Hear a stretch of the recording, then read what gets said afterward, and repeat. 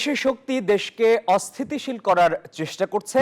সংস্কারের নামে নির্বাচন দিতে দেরি হলে তারা এর সুযোগ নেবে, সতর্ক করেছে বাংলাদেশের কমিউনিস্ট পার্টি। মঙ্গলবার জাতীয় ঐক্যমত্য কমিশনের সঙ্গে সংলাপে এসব উদ্বেগের কথা তুলে ধরেছে দলটি।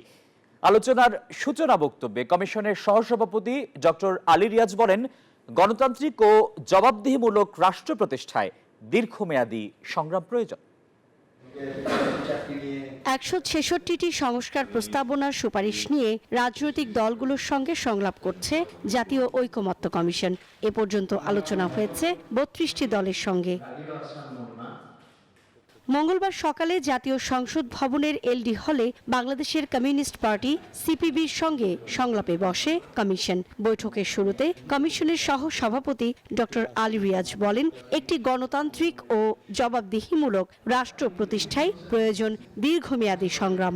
ফ্যাসিবাদী শাসনকে পরাস্ত করা বিজয়ের এক ধাপ মাত্র, কিন্তু রাষ্ট্র কাঠামোকে বদলে দিয়ে নাগরিকদের অধিকার সুরক্ষা করা, সমতার বিধান নিশ্চিত করা, আইনের শাসন প্রতিষ্ঠা করা, এগুলো এক দীর্ঘমেয়াদী সংগ্রামেরই অংশ।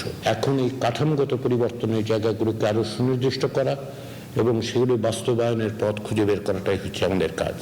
বৈঠক শেষে সাংবাদিকদের সঙ্গে কথা বলেন সিপিবির সাধারণ সম্পাদক রুহিন হোসেন প্রিন্স। বলেন, সাংবিধানিকভাবে দেশের মানুষের মৌলিক অধিকার নিশ্চিত করতে হবে। আমাদের মূল লক্ষ্য সমাজতন্ত্র প্রতিষ্ঠা করা, মানে এমন একটা সমাজ ব্যবস্থা আমরা বান্ডেল থাকলে প্রতি সেনমানিতে টাকা বাঁচবে। বিকাশ সেনমানি বান্ডেল কিনে জিতুন প্রতি লেনদেনে। চেষ্টা করব আমাদের এই সমাজে একটা সামাজিক মালিকানার সমাজ হবে, দুর্নীতি প্রতিরোধ হবে নিশ্চিতভাবে এবং সকলের গণতান্ত্রিক অধিকার নিশ্চিত করা হবে। আমরা শুধুমাত্র প্রজ্ঞাপন জারির মধ্য দিয়ে অনেকগুলো আইন করে দিলাম, কিন্তু শেষবেলায় এটা লিগ্যালাইজ করবে কে? নির্বাচিত পার্লামেন্ট। সুতরাং নির্বাচিত পার্লামেন্টের উপরে সব ছেড়ে দিতে হবে এবং জনগণের সচেতনতার উপর ছেড়ে দিতে হবে। 6টি সংস্কার কমিশনের মধ্যে সংবিধান, নির্বাচন ও দুর্নীতি দমন কমিশন সংস্কার কমিশন বিষয়ে সিপিবির সঙ্গে আলোচনা হয়েছে মঙ্গলবার।